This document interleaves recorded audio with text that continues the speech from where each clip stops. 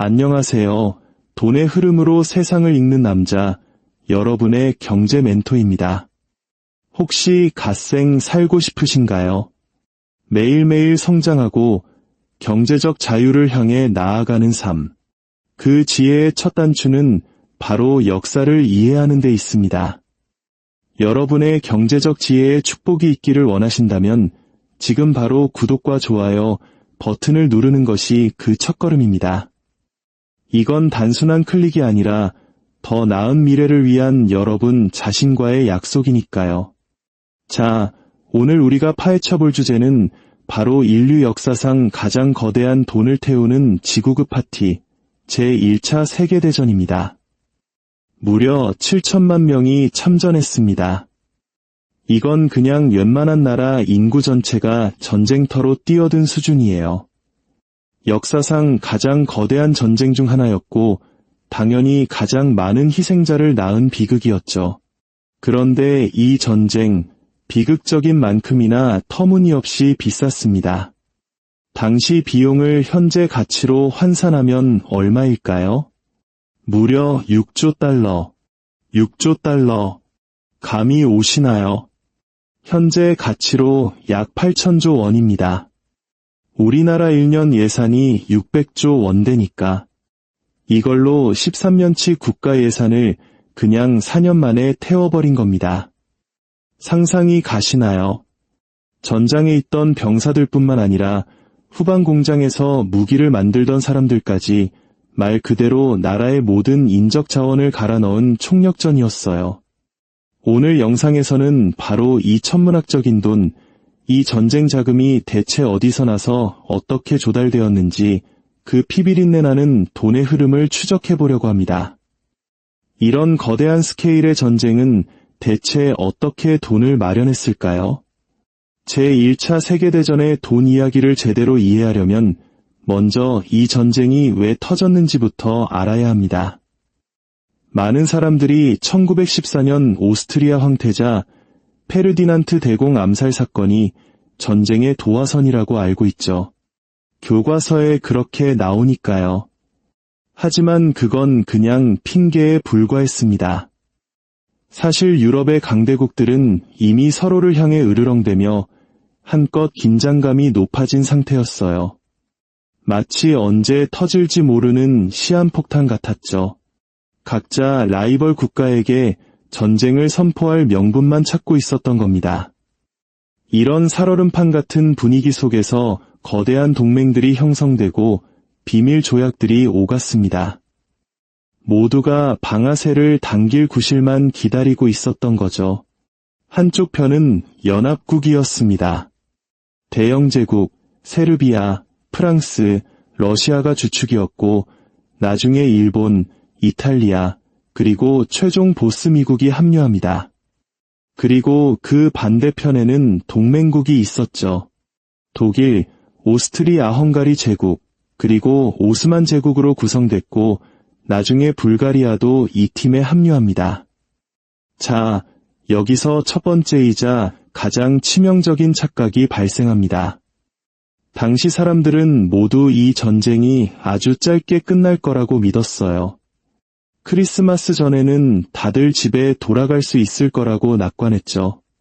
하지만 아무도 이 지옥 같은 전쟁이 1918년까지 무려 4년이나 이어질 거라고는 상상조차 못했습니다. 바로 이 지점, 전쟁은 금방 끝날 거야 라는 이 안일한 가정이 모든 것을 망쳐놓기 시작했습니다. 특히 돈 문제에 있어서는요. 다들 전쟁이 단기전이라고 생각했기 때문에 그 어떤 나라도 전시 경제를 위한 특별한 준비를 하지 않았습니다. 그냥 평소 하던 방식대로 전쟁 자금을 조달하려고 했죠. 그게 뭐였을까요? 바로 막대한 빚을 내는 것이었습니다.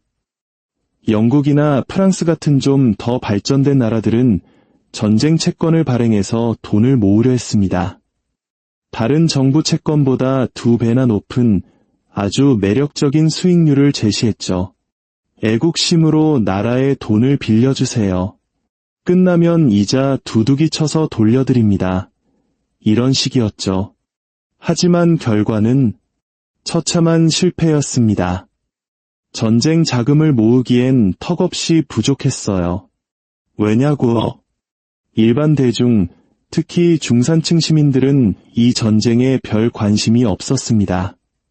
아니, 우리 먹고 살기도 빡센데 무슨 전쟁 채권이야? 이런 반응이었던 거죠. 약간 영끌에서 집 샀는데 정부가 갑자기 애국 펀드 사라고 하는 느낌이었을 겁니다. 서민들은 참여하고 싶지 않았어요. 정부는 애국심에 호소하며 채권 구매를 압박했지만 대실패로 끝났죠. 아이러니컬하게도 이 정부 채권을 사들인 사람들은 누구였을까요? 바로 부유층과 기업들이었습니다. 근데 이 사람들은 어차피 전쟁 때문에 자기들 물건이나 서비스 수요가 폭증해서 이미 엄청난 돈을 벌어들이고 있던 자들이었어요. 전쟁으로 떼돈 번 사람들이 그 돈으로 다시 정부에 돈을 빌려주고 이자를 챙기는 참 기막힌 상황이었죠. 이게 연합국의 상황이었습니다. 자, 그럼 동맹국은 어땠을까요? 이쪽은 약간 다른 방식을 택했습니다. 바로 중앙은행에서 대출을 받는 거였죠. 다른 말로 하면 그냥 돈을 찍어낸 겁니다. 여러분, 돈을 마구 찍어내면 어떻게 되죠? 그렇죠. 하이퍼인플레이션으로 가는 직행 티켓을 끄는 겁니다. 상상만 해도 끔찍한 아주 나쁜 아이디어였죠. 대표적인 예시가 바로 오스만 제국입니다. 동맹국에서 꽤 큰 비중을 차지하던 나라였죠. 그런데 이 오스만 제국은 전쟁 전부터 이미 재정적으로 빌빌대고 있었습니다. 빚은 산더미인데 세금은 제대로 거치지 않는 한마디로 흙수저 제국이었어요.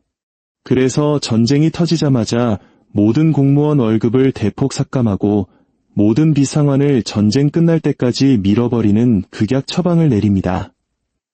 여기서 진짜 웃긴 사실 하나. 오스만 제국 빚의 가장 큰 채권자가 누구였는지 아세요? 바로 프랑스와 영국이었습니다. 네, 맞아요. 지금 싸우고 있는 바로 그 적들한테 빚을 지고 있었던 거죠. 이게 무슨 코미디입니까?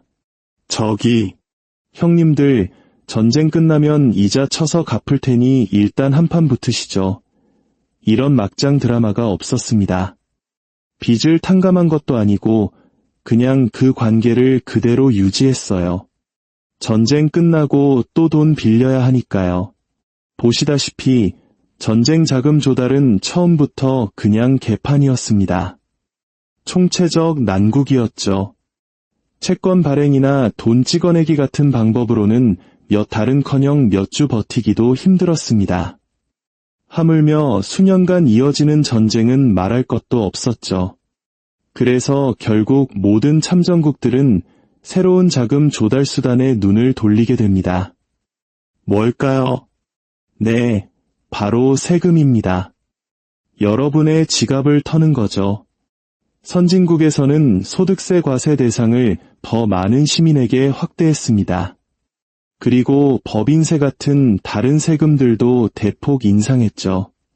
독일 역시 선진 경제였기에 새로운 세금을 도입했지만 여전히 전쟁 비용의 대부분을 대출에 의존해야 했습니다. 그리고 이것이 바로 훗날 독일을 덮친 끔찍한 하이퍼인플레이션의 직접적인 원인이 됩니다. 제국 시절 독일은 지방 분권이 강해서 중앙정부가 영국이나 프랑스처럼 중산층의 부를 효과적으로 쥐어짤 수가 없었거든요. 오스트리아-헝가리 제국은 더 심각했습니다. 세금으로 전쟁 비용에 기여한 비율이 거의 제로에 가까웠어요. 오스만 제국은 말 그대로 최악의 상황이었죠. 이미 현금이 바닥난 다른 동맹국들에게서 대출에 대출을 거듭하며 간신히 연명하고 있었습니다. 이런 필사적인 조치들로도 점점 비싸지는 전쟁 비용을 감당하기엔 역부족이었습니다. 상황이 절박해지자 자유시장의 수호자를 자처하던 대영 제국마저 자신들의 오랜 신념을 쓰레기통에 던져버립니다. 영국 정부는 전쟁의 필수적인 여러 산업에 직접 개입하기 시작했어요. 심지어 민간 금융산업을 통제해서 개인 투자자들이 새로운 증권을 거의 살 수 없도록 불법으로 만들어버렸습니다. 국가 비상사태니까 돈은 정부가 정해준 곳에만 써, 이렇게 된 거죠. 한편 독일은 점령지를 착취하는 쪽으로 방향을 틀었습니다. 벨기에, 프랑스, 러시아, 그리고 나중에는 루마니아까지 점령지의 사람들과 자원을 강제로 독일의 전쟁 기계에 통합시켜 버렸습니다. 정말 필사적인 시절이었죠. 결국 연합국 진영의 나라들은 영국에 크게 의존하게 되었고 동맹국 진영의 나라들은 독일에 크게 의존하게 되었습니다. 양 진영의 핵심 국가인 영국과 독일에 엄청난 압박이 가해진 겁니다. 모두가 지쳐가고 있을 때 바다 건너 세상의 다른 한편에서는 전혀 다른 상황이 펼쳐지고 있었습니다. 대서양 건너편 미국 말이죠.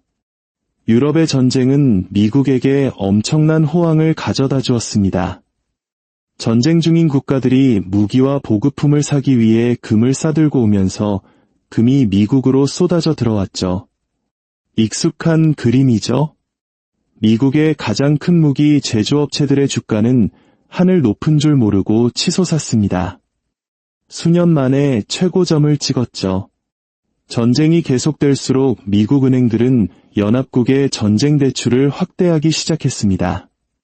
다른 나라들이 피 터지게 싸우면서 N4 세대처럼 모든 걸 포기할 때 미국은 혼자 꿀을 빨고 있었던 겁니다. 결국 1917년 4월 6일 미국은 전쟁에 참전합니다.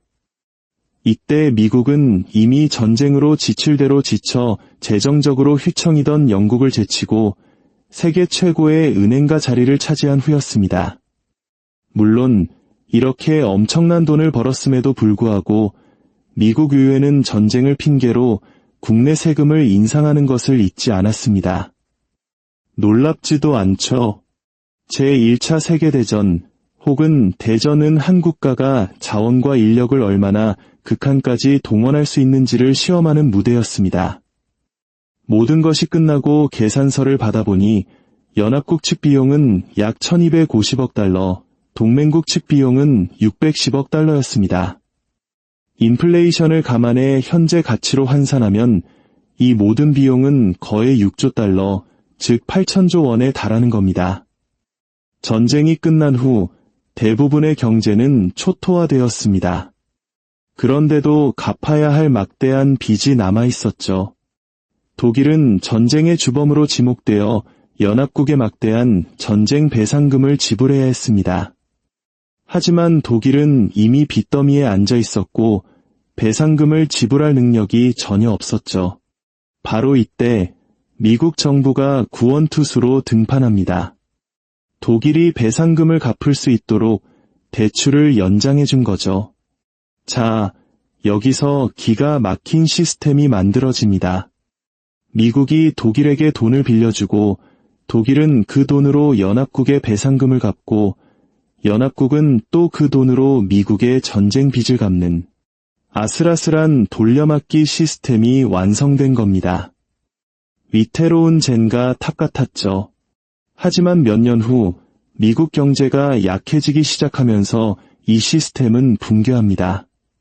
그리고 이는 독일의 재정 상황에 치명타를 날렸죠. 세계에서 가장 큰 두 경제대국이 휘청거리자 전 세계는 서서히 대공황이라는 거대한 어둠 속으로 빠져들기 시작했습니다. 이 대공황이 어떻게 시작되었고 세계에 어떤 영향을 미쳤는지에 대한 이야기는 제가 다른 영상에서 자세히 다루었으니 아직 구독 안 하신 분들은 꼭 구독하시고 대공황 영상도 확인해 보시기 바랍니다. 그럼 곧 다시 뵙겠습니다.